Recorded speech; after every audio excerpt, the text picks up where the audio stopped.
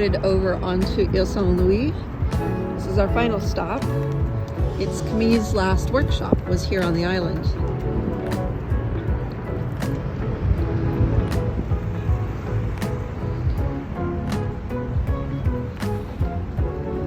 So the year is 1899 now, and Camille lived and worked here until 1913.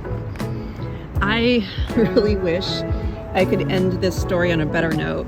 This is the reason why I'm telling this story.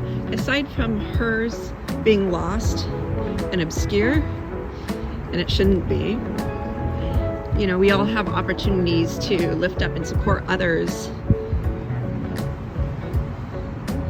Maybe there's an opportunity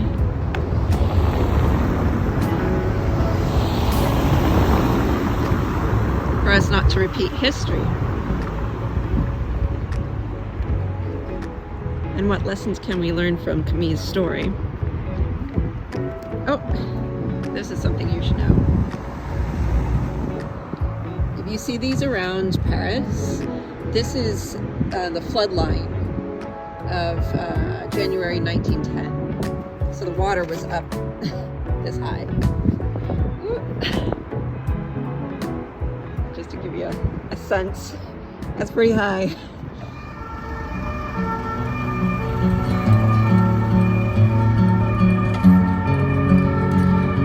So what happened to Camille?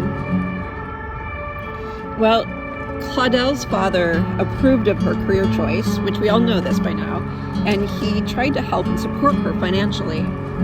But when he died on March 2nd, 1913, Claudel was not informed of his death. In fact, rather 8 days later, on March 10th, 1913, at the request of her younger brother Paul, she was admitted to a psychiatric hospital in Neuilly-sur-Marne. The end of her life is a crazy story. It's just bizarre.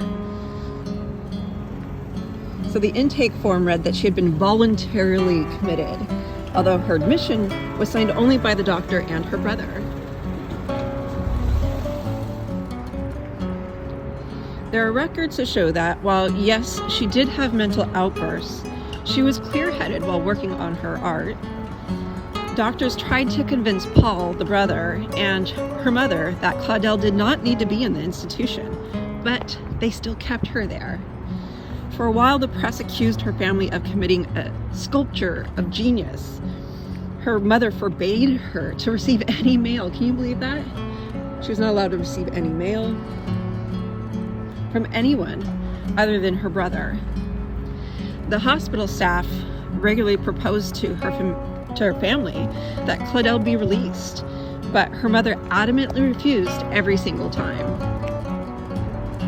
On June 1st, 1920, physician Dr. Brunet sent a letter advising Claudel's mother to try to reintegrate her daughter into the family environment. Again, nothing came of this. Here we are at 19. Number 19. Bourbon, the Ile Saint-Louis. You know you're in the right place when you see this.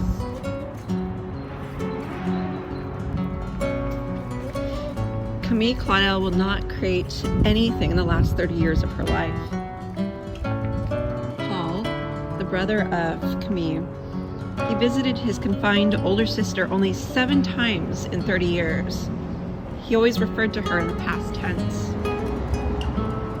Their sister Louise visited Claudel only just one time in 1929, and her mother, who died in June 1929, never visited at all.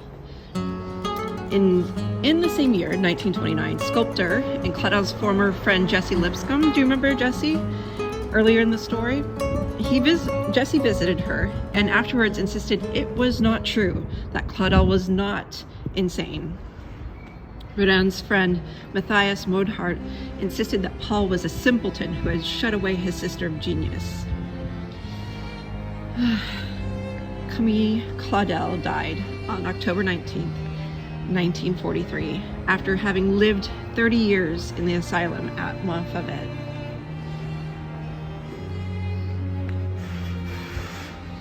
Claudel was interred in the cemetery of Montferrat, and eventually her remains were buried in a communal grave at the asylum.